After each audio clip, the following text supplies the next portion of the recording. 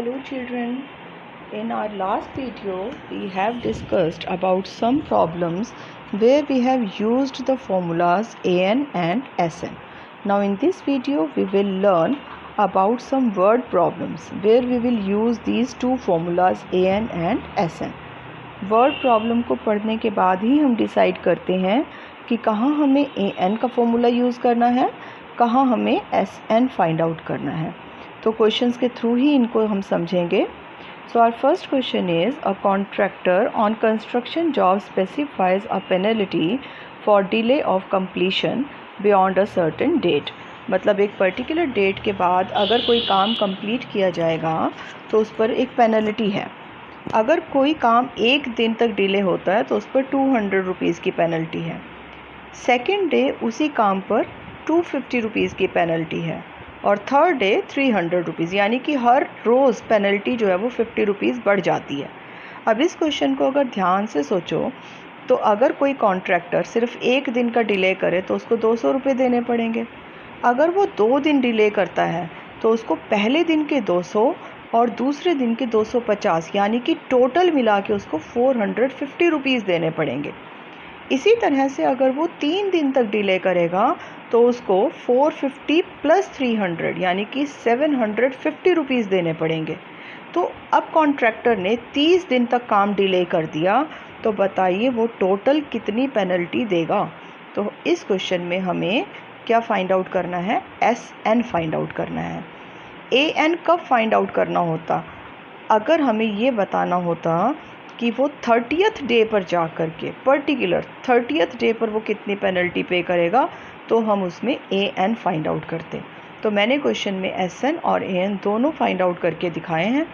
अब पेनल्टी हमारी first day 200 है, सेकंड डे 250, तो हमारी एक AP जनरेट हो गई. अब हमें इसकी लास्ट टर्म नहीं मालूम है अभी, तो इसको हम अप टू 30 डेज़ करके छोड़ देते हैं. SN का फॉर्मूला लगाएंगे n/2 2a + n-1 × d. Solve करके आपको यहाँ पर S30 यानी कि 30 दिन में उसको कितनी पेनल्टी पे करनी पड़ेगी पता चल जाएगा. Our next question is a sum of ₹700 is to be used to give 7 cash prizes to the students of a school.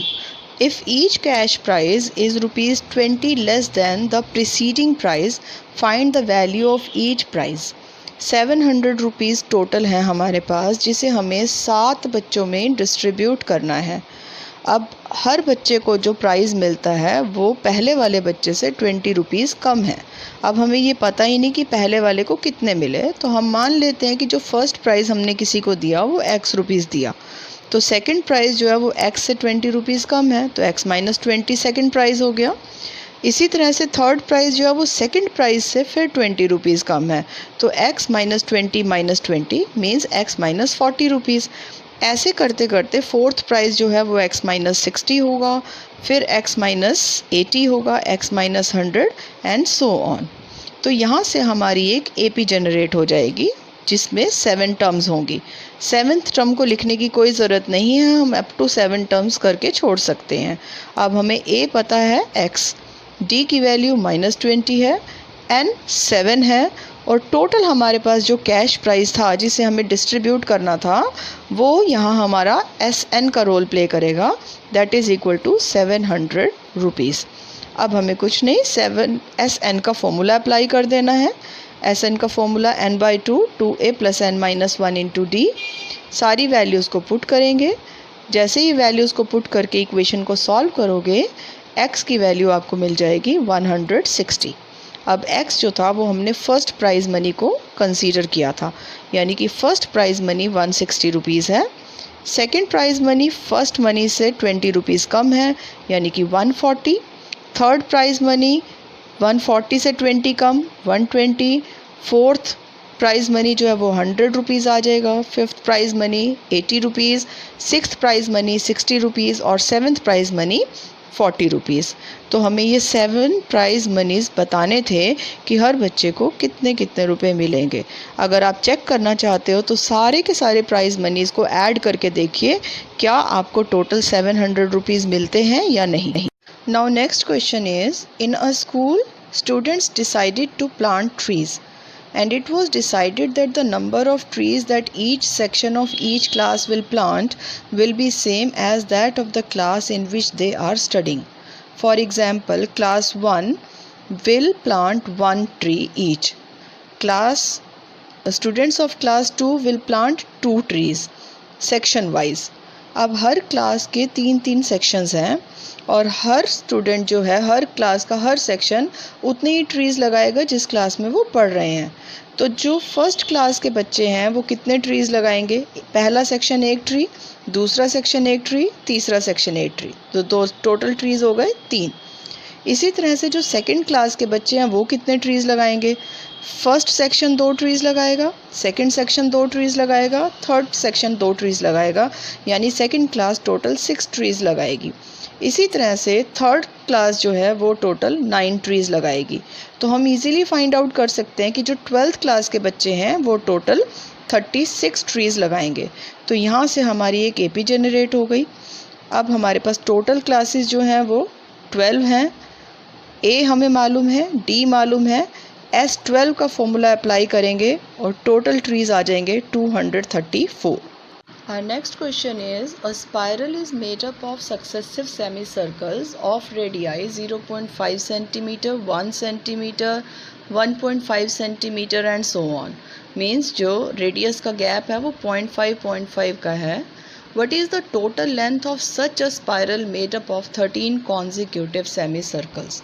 एक स्पाइरल बनाया गया है सेमी सर्कल्स का यूज़ करके, जो मैं अभी अगली स्लाइड में आपको दिखाने वाली हूँ फिगर।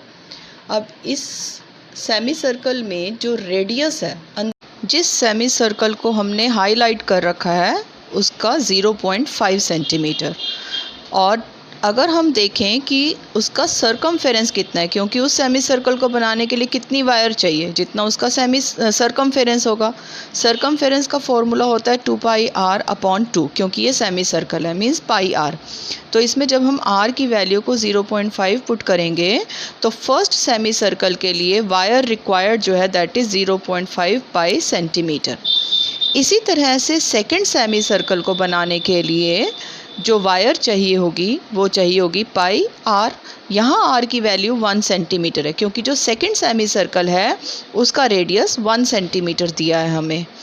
इसी तरह से जो थर्ड सेमी सर्कल है, थर्ड लूप जो है, उसका सरकमफेरेंस जो होगा r की वैल्यू 1.5 पुट करके आ जाएगा। तो L3 की वैल्यू हमें मिलेगी 1.5 सेंटीमीटर। तो अगर हम इसे एक AP की फॉर्म में लिखना चाहें तो 0.5 पाई 1.5 पाई ये पूरी एक AP की फॉर्म में लिखी जा सकती है।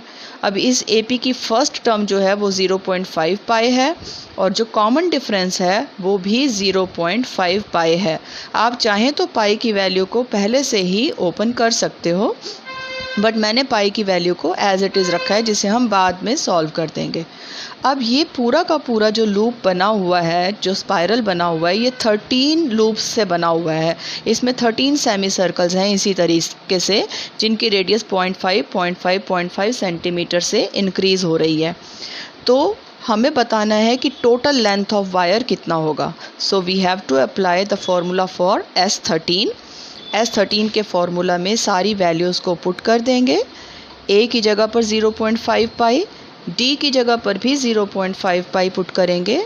जैसे ही आप इस पूरे क्वेश्चन को सॉल्व करोगे आपको टोटल वायर की लेंथ मिल जाएगी, जिससे ये पूरा स्पाइरल बन सकता है। That will be equal to 143 centimetre. Now the next question is, in a potato race a bucket is placed at the starting point which is 5 meters from first potato, and after that the potatoes are placed 3 meters apart from each other in a straight line, and there are total 10 potatoes in the straight line.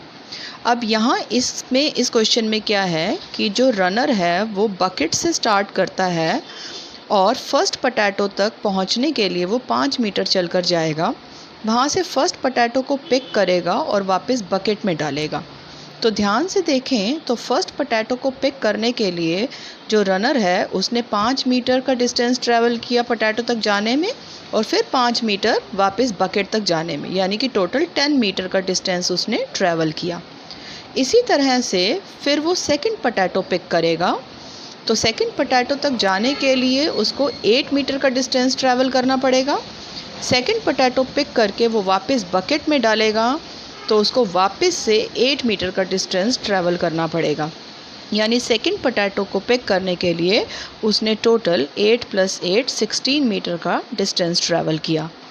अब second potato के बाद उसको third potato pick करना है, यानी एक time पर वो एक ही पोटैटो को पिक कर सकता है और उसको वापस बकेट में डाल सकता है।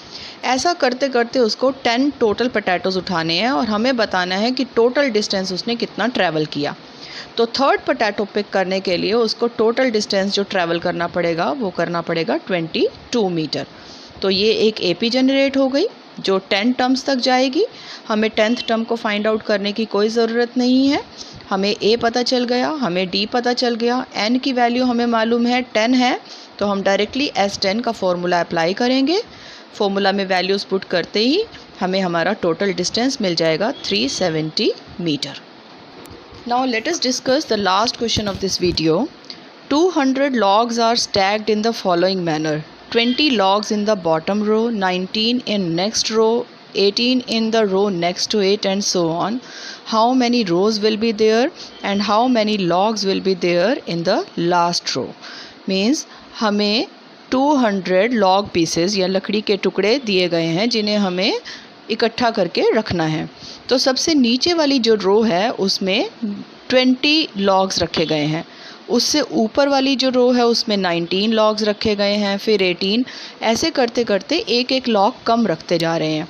200 लॉग्स को कंप्लीट करना है। हमें ये बताना है कि टोटल कितनी रोज़ बनेंगी और जो आखिरी रो होगी उसमें टोटल कितने लॉग्स रखे जाएंगे।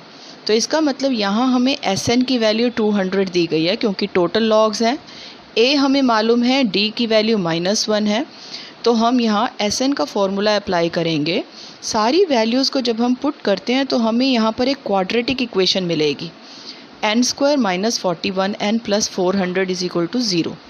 अब इस क्वाड्रेटिक को जब हम सॉल्व करेंगे तो n की दो वैल्यूज़ मिलेंगी, 25 और 16। दोनों ही वैल्यूज़ पॉसिबल हैं, तो हम केसेस बनाएंगे। अगर n की वैल्यू को 25 लेते हैं तो जो A25 यानी कि जो लास्ट रो में लॉग रखे जाएंगे उसकी वैल्यू आ रही है -4, जो कि पॉसिबल है ही नहीं क्योंकि नंबर ऑफ़ लॉग्स कभी भी नेगेटिव नहीं हो सकते। तो अब सेकंड केस की तरफ चलेंगे। अगर n की वैल्यू हम 16 पुट करते हैं, इसका मतलब टोटल रोज़ जो बननी चाहिए वो 16 बननी चाहिए। तो 16th रो में कितने लॉग्स आएंगे, an का फॉर्मूला फिर से अप्लाई करते हैं। n की वैल्यू 16 पुट करेंगे तो हमें आंसर मिल रहा है 5, which is a positive one. It means कि 16 जो है that is the possible answer. 25 n की वैल्यू नहीं हो सकती जिसे हम रिजेक्ट कर देंगे। तो इस क्वेश्चन का मतलब हुआ कि हम अगर लॉग्स को डिक्रीजिंग ऑर्डर में लगाएं तो टोटल 16 रोज़ हमें बनाने पड़ेंगे और जो सबसे आखिरी ऊपर वाला जो रो होगा उसमें टोटल 5 लॉग्स रखे जाएंगे।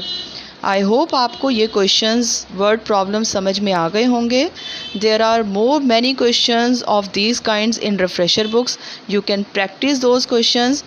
In next videos, we will discuss some more questions of AP, which are some typical questions. Till then, bye-bye. Have a nice time. Enjoy a lot and practice more and more.